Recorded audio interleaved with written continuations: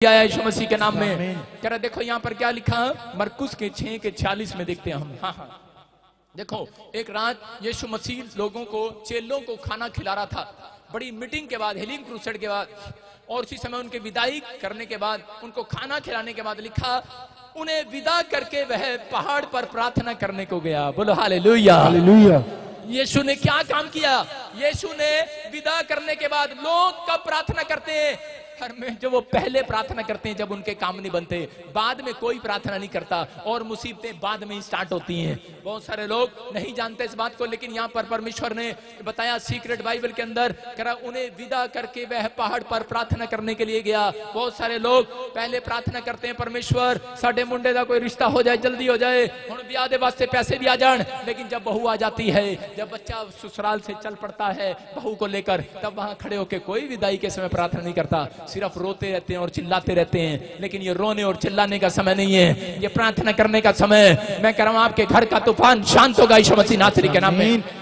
आपका हर प्रकार का तूफान शांत होगा। मैं कह रहा हूं कैसे भी कर्जे में हो, लेकिन जिन लोगों ने इस बात को सुन लिया है कि जब आप प्रार्थना करने के घर से निकलते हैं, मसीह लोग कह रहे एक्सीडेंट कम होते हैं। याद रखना, जब आप घर से निकलते हैं, विदा करने से पहले आपका रिश्तेदार जब आपके घर पर आता है, आपको नहीं पता, जब आप उसको विदाई कर देते हैं, उसके बाद अपने घर में सफाई तो करते हो, लेकिन प्रार्थना नहीं करते।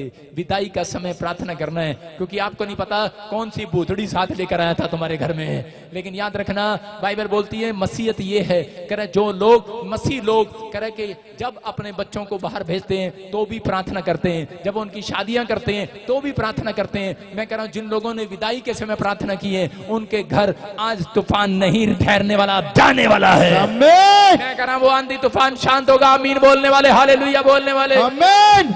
जिनका ध्यान परमेश्वर के वचन पर हो गया, बोलो हालेलुया हालेलुया। अच्छा, कितने लोग अपनी ससुराल में गए हैं आज तक? कितने लोग यहाँ पर आदमी लोगों से बात कर रहा हूं? हाँ जी हाँ जी। कितने लोग जीजा हैं? जीजा जीजा सब हैं? आपके पास साला है? एक साला तो सबके पास होगा, बोलो हालेलुया। कह रहा देखो आदमी लोगों से बात कर रहा हूं, इनसे पूछो, कह रहा आदमी लोगों की इतनी इज्जत क्यों होती है? एक जगह इज्जत होती है आदमी की, बाकी कहीं नहीं होती संसार में, वो सिर्फ है ससुराल। भाई साहब ससुराल में इतनी इज्जत होती है, उनके ससुराल चाहे कितना भी गरीब क्यों ना हो, गंदा तौलिया टांगते हो बाथरूम में, लेकिन पता लगता है जीजा आ रहा, भाई साहब जमाई राजा आ रहा, नया तौलिया टन टन टन टन टन। अरे भाई साहब बेड पर गंदी चद्दर, लेकिन पता लगता है कह रहा जीजा रहा, जमाई राजा रहा, चल बे नवी चद्दर टन टन टन टन।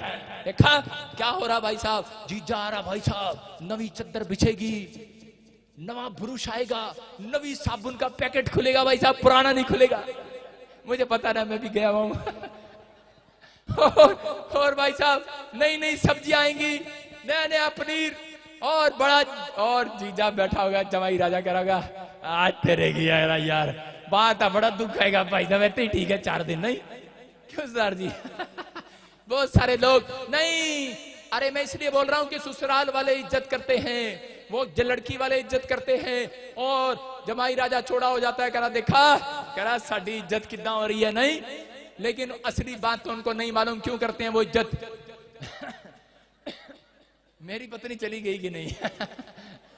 सारे बोलो हालेलुया, सारे बोलो हालेलुया। लड्डू तेरे को ऑफिस में बिठाएगा, सारे बोलो हालेलुया। और देखो जी भाई साहब, जब जाते लोग ससुराल में, और इसी समय करे के एक जीजा क्या करता है, चलो साले जूते उतार, काम भी उससे कराता है, और चलो बोतल का खंबा लेकर आ, समोसे लेकर आ, छोले लेकर आ, चलो मुर्गा ले आ, ये ले आ, और बेचारे साले हाँ ठीक है जी, ठीक है जी, लो जी लो जी, और पूरी इज्जत हो रही है। लेकिन एक दिन साला तंग हो गया, और उसी समय अपनी माँ के पास गया, बोलता है मम्मी ये जीजा बड़ा परेशान करता है, मैं इसको बोल दूं क्या? कह रहे कि बस चला जा हमारे घर से। उसकी माँ कह रही ओए ना बेटे ये काम ना करियो। कह रहा क्यों मम्मी? कह रहा तेरे घर के तूफान को संभाल रखा है इसने, बोलो हालेलुया हालेलुया। अरे कह रहा उसने हमारे घर के तूफान को संभाल रखा है। कह रहे ऐसा जीजा कहीं नहीं मिलेगा। ये जितने लोग बैठे हैं तुमने और मैंने भी पूरी दुनिया के तूफान को संभाल रखा है कि नहीं? अरे संभाल रखा है कि नहीं? आपने सवाल रखा है इसलिए इज्जत होती है। माँ बोलती है बेटी शादी कर ले, शादी कर ले। नहीं नहीं नहीं, मैं तो कार लूंगी। बेटे कार ले ले, शादी कर ले, एसी ले ले, चल अलमारी भी ले ले। और उसके बाद क्या करती है, जब विदाई कर रही होती है तो करिए ठन्निया चौनिया बचरी ऐ भी ले जा, जा चली जा, पर चली जा, जा तूफान चला जा। आज बहुत सारे लोगों को तूफान लगता है कि नहीं लगता, तूफान चला जा।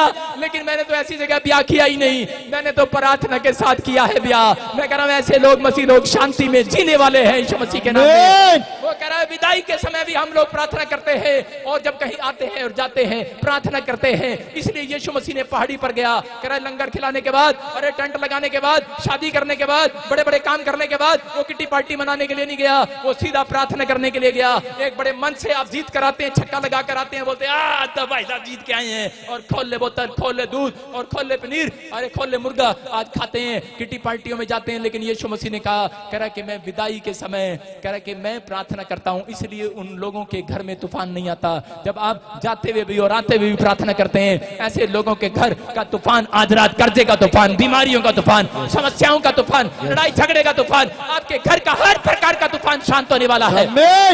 मैं कह रहा हूं, हो सकता है किसी का पति शराब पीता हो, लेकिन आज रात में गुड न्यूज दे रहा हूं ऐसी औरतों को कि अगर आज आप मेरी बात को समझ गए हैं, आपका पति जब घर से निकलता है तब आप उसके लिए प्रार्थना करो। मैं कह रहा हूं